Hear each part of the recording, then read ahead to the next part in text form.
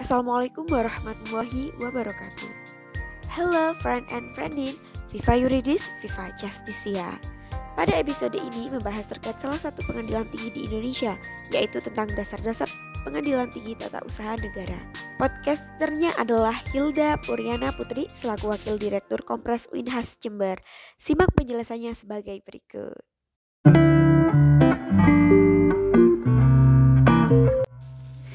Nah, friend and friendin sendiri tahu nggak apa sih yang menjadi pembeda antara PT-UN dan PTT-UN? Nah, ayo kita kupas bareng. Jadi, kalau PT-UN itu bertugas dan berwenang untuk memeriksa dan mengadili sengketa TUN di tingkat pertama. Sedangkan PTT-UN atau Pengadilan Tinggi TUN itu memeriksa dan memutus sengketa TUN tingkat banding. Yang kedua, di tingkat pertama dan terakhir sengketa kewenangan mengadili antara PT-UN di dalam daerah hukumnya. Dan yang terakhir, di tingkat pertama sengketa TUN sebagai yang mana yang dimaksudkan dalam pasal 48. Nah, terus apa sih objek dari gugatan PT-UN sendiri? Jadi, objek gugatannya itu adalah keputusan TUN itu sendiri. PT-UN sendiri itu merupakan keputusan dari tata usaha negara.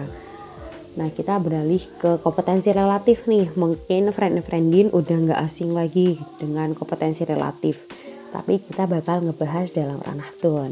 Nah, kalau kompetensi relatif dalam ranah TUN itu yang pertama, gugatan sengketa tata usaha negara diajukan di pengadilan tempat kedudukan tergugat. Yang kedua, apabila tergugat lebih dari satu badan atau pejabat, gugatan diajukan kepada pengadilan tempat kedudukan salah satu badan atau pejabat TUN. Yang ketiga, dalam hal tempat kedudukan tergugat tidak berada dalam daerah hukum pengadilan tempat kediaman penggugat, maka gugatan dapat diajukan ke pengadilan tempat kediaman penggugat. Yang keempat, dalam hal-hal tertentu sesuai dengan sifat sengketa TUN yang bersangkutan yang diatur dengan peraturan pemerintah, gugatan dapat diajukan kepada pengadilan tempat kediaman penggugat. Yang kelima, apabila penggugat dan tergugat berkedudukan atau berada di luar negeri, gugatan diajukan kepada Pengadilan Negeri Tata Usaha Negara di Jakarta. Yang keenam, apabila tergugat berkedudukan di dalam negeri dan penggugat di luar negeri, gugatan diajukan kepada pengadilan di tempat menyinggung tentang keputusan TUN kan. Nah, dalam keputusan TUN sendiri itu punya 3 sifat. Yang pertama itu konkret, yang kedua itu individual, yang ketiga itu final. Nah, konkret itu dalam artian objek yang diputuskan dalam keputusan TUN itu tidak abstrak tetapi berwujud tertentu atau dapat ditentukan, seperti keputusan tentang pemberhentian si A, si B, si C. Dan maksud dari individual yaitu keputusan TUN tidak ditujukan untuk umum tetapi tertentu baik alamat maupun hal yang dituju. Kalau yang dituju lebih dari seorang, maka tiap-tiap nama harus disebutkan. Misal, keputusan tentang pelebaran jalan dengan lampiran nama yang mereka sebutkan. Seperti itu. Yang terakhir itu final. Nah, oke. Dalam TUN sendiri itu juga menyinggung tentang asas-asas pemerintahan yang baik nih. Nah, apa aja sih asas-asas pemerintahan yang baik?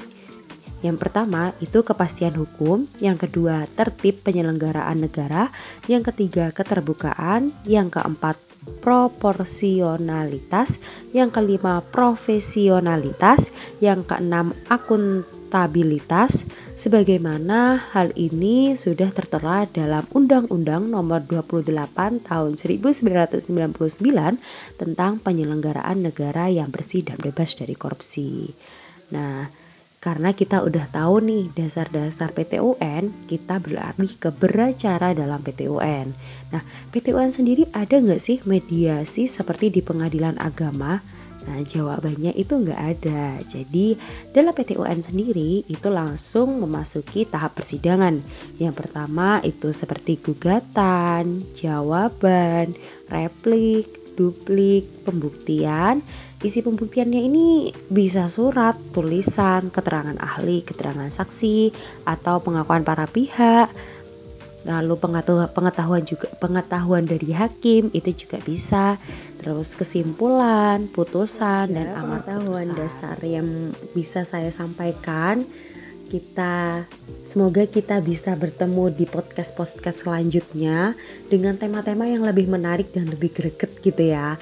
Itu aja dari saya. Apabila ada kekurangan ataupun ada yang salah, saya mohon maaf. Assalamualaikum warahmatullahi wabarakatuh. Viva Yurdis, Viva Justicia.